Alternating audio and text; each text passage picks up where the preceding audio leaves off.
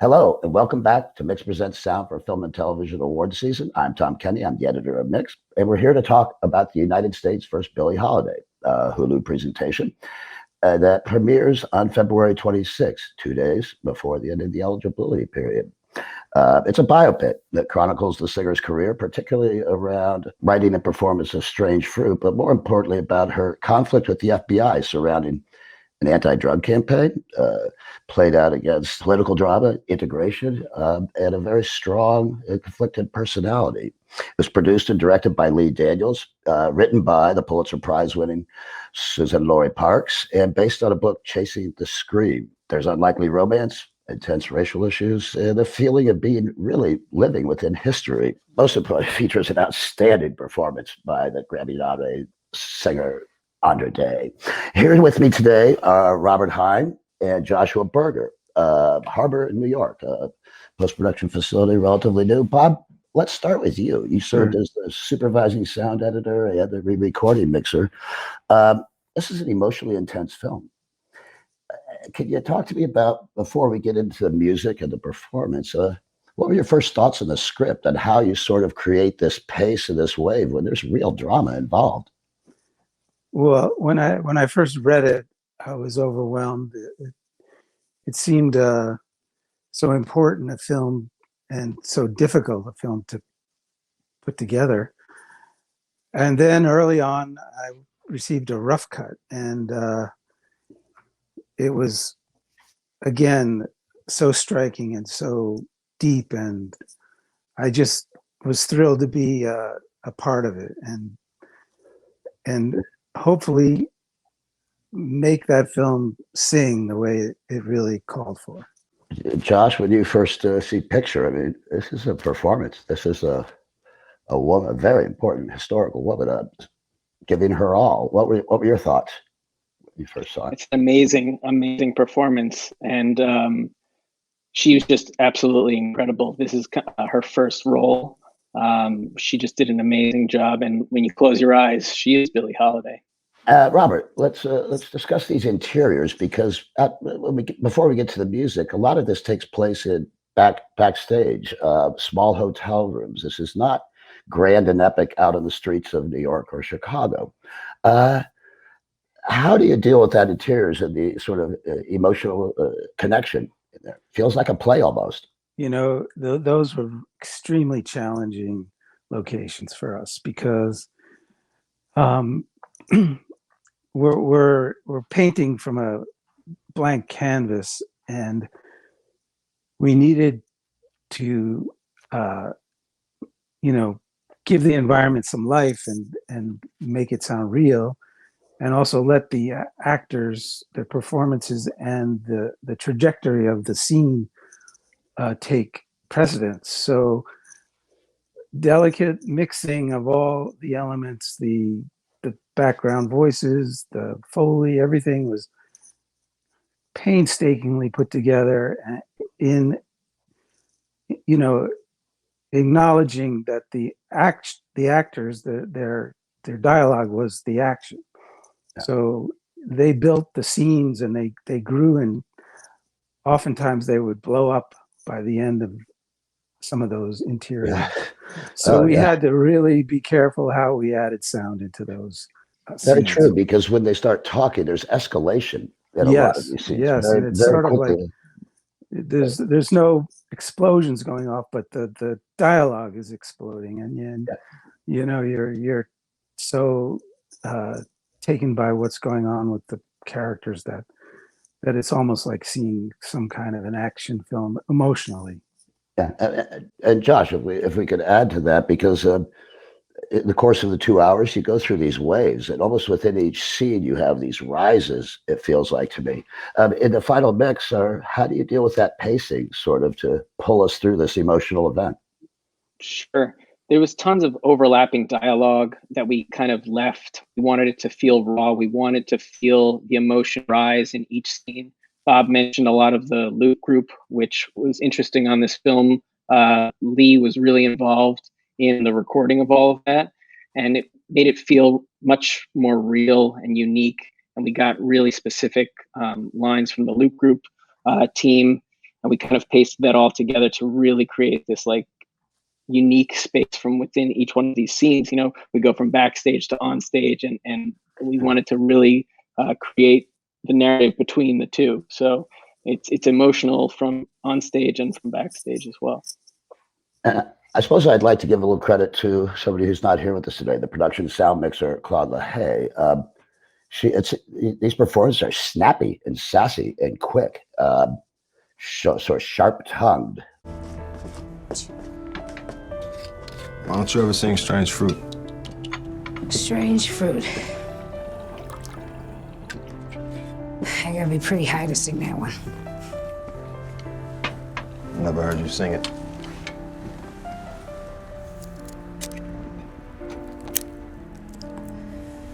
It's a song about important things, things that are going on in the country. I don't think people know I care about those things. Most of my other songs are just about love. Well, love is important too, right? Can you talk to me a bit about the dialogue then throughout, Robert? Bob, start with you.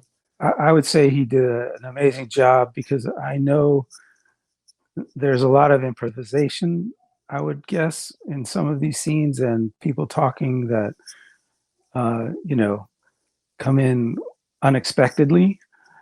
And Josh handled the dialogue mixing and did an amazing job of focusing the line, so you were hearing the characters in a natural way, but getting all their lines for sure.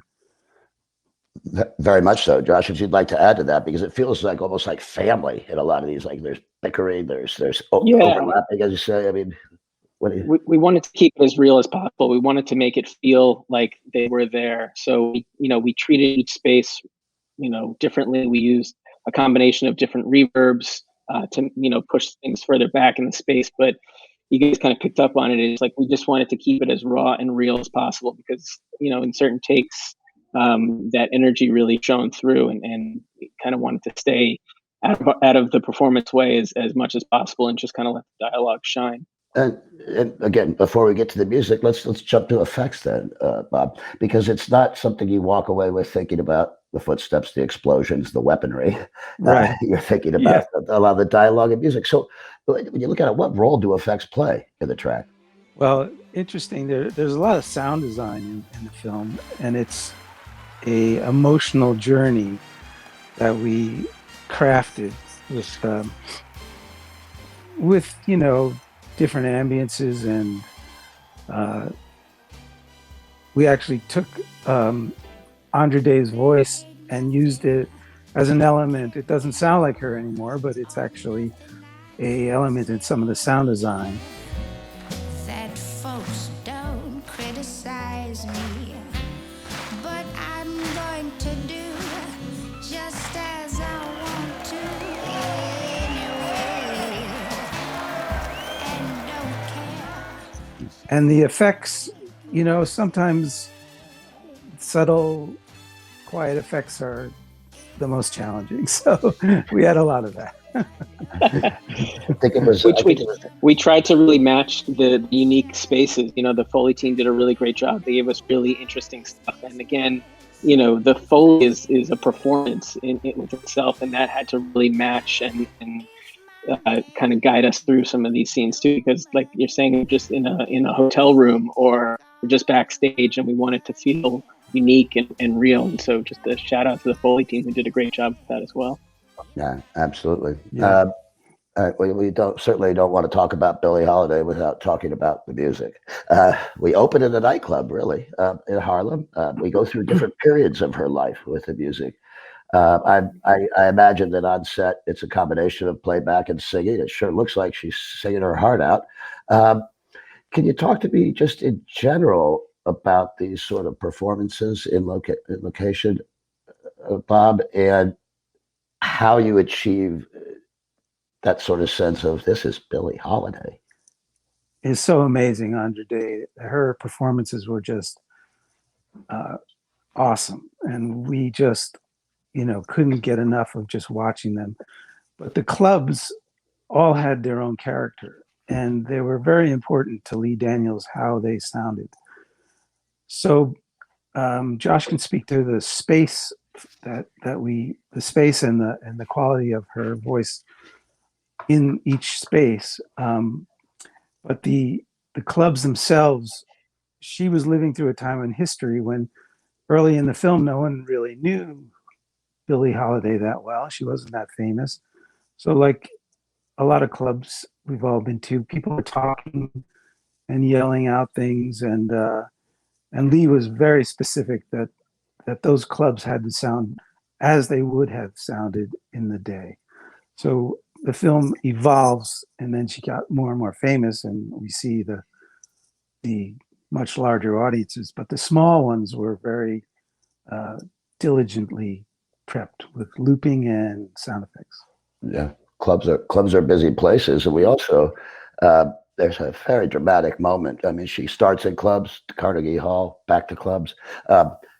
But the Carnegie Hall moment, I mean, filmically, it's brilliant. She stands alone with no audience at the beginning. We have this move to an audience. Could you talk to me about the drama of that scene when she's fresh out of prison? And you know, Lee and I talked about that scene.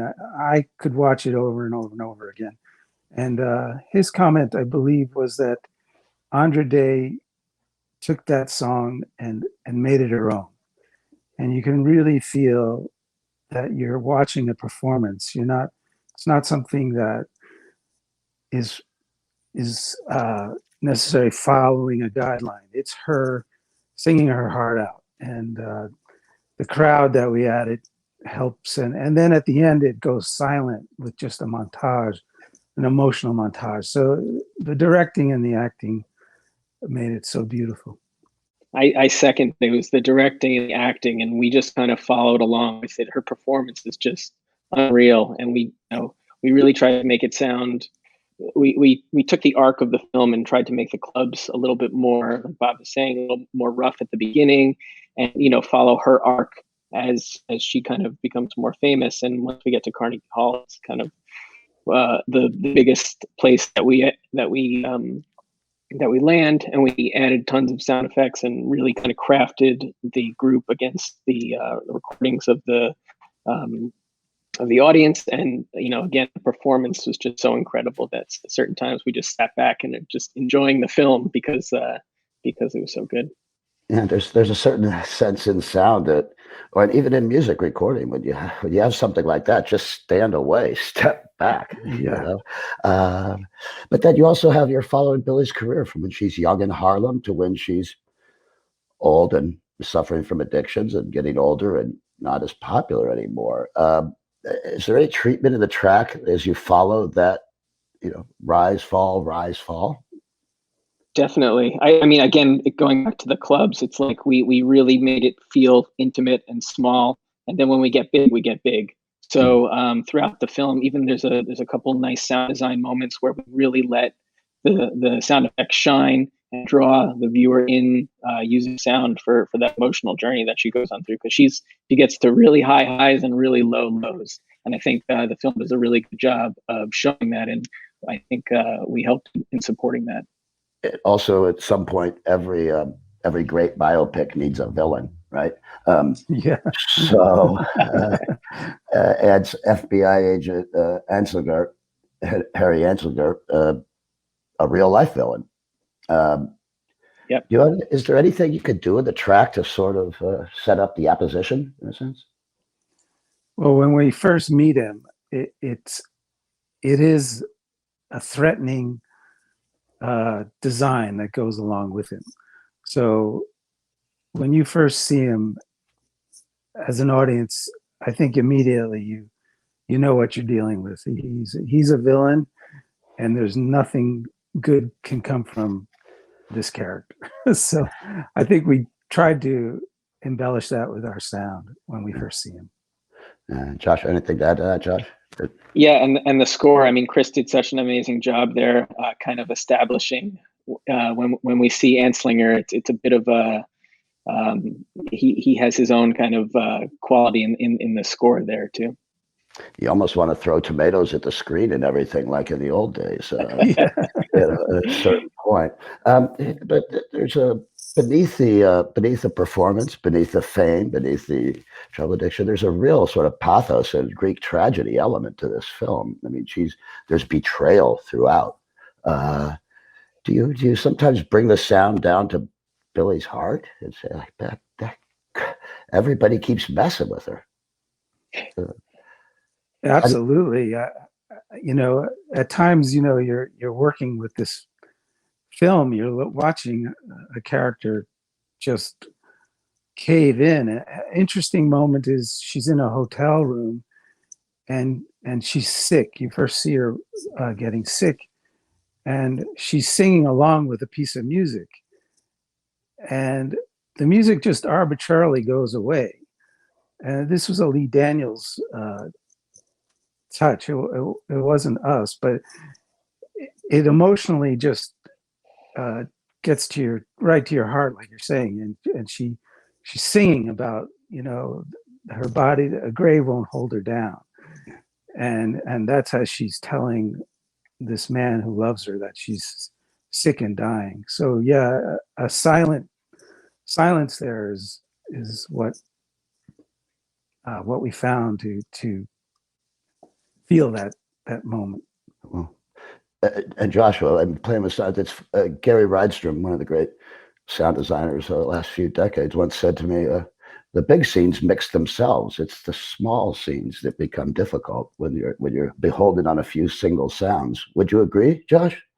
Absolutely. I mean, just to your point and to Bob's too, even in that hotel room, the dialogue is so quiet and you're leaning on every single word. So each word, each syllable matters so much, and the combination of that and the Foley to draw the viewer in and kind of just listen to the story as opposed to listen to the sound effects. So yeah, I mean, it's really, really tough to get in there, but I think we did a good job, and I think that hopefully people can watch this and go on this ride of Billie's life.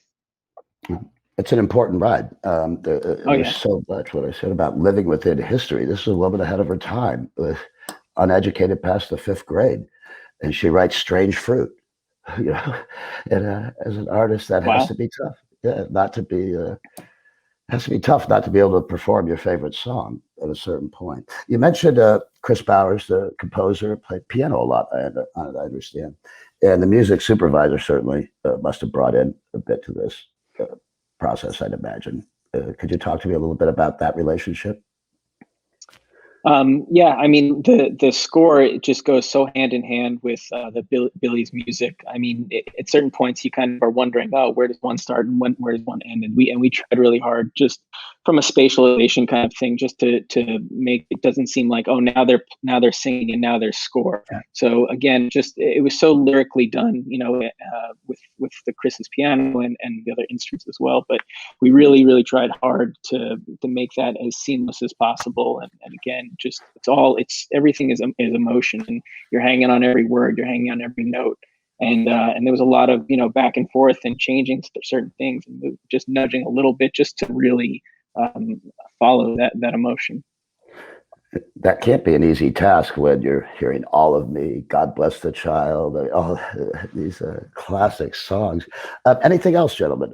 Bob, before we sign off here, coming out of this film, you must have almost felt exhausted and exhilarated at the same time. Exactly. We were in the studio long days into the night, and we were never ever tired. It was just a joy to be able to participate on the film and actually contribute. And so we were thrilled to be part of it. Josh, are you still humming All of Me? Are you still... Oh yeah, for weeks now. Yeah. Every day it was a different song that was going around in our head, and each one was great. So. Yeah, it's not a bad way to spend a day. Yeah, well, not at all. Thank you, Bob, and thank you, Josh. A tremendous film. I watched it last night on screen, and I can't tell you how impressed I was, both in the direction, the performance, and the sound, and certainly the music. So congratulations to you. Thank you so much. And I know you're in New York City, so stay out of the snow. Thank you. Yeah. Thank you very Thanks. much.